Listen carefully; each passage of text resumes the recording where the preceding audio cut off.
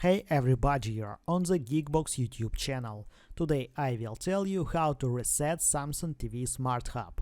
Let's go. Open Smart Hub. Settings.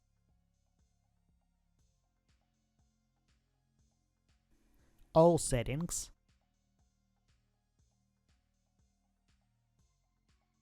Support.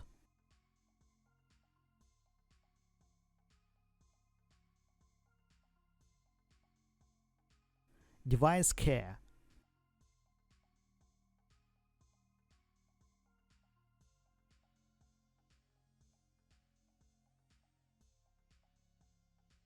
Self-diagnosis.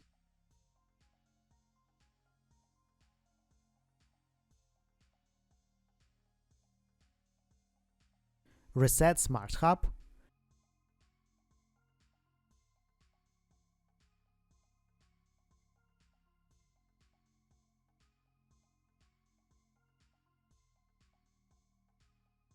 Enter PIN.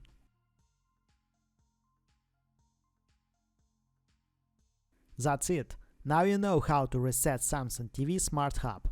If I've helped you, please like and subscribe to the channel. Good luck and see you soon.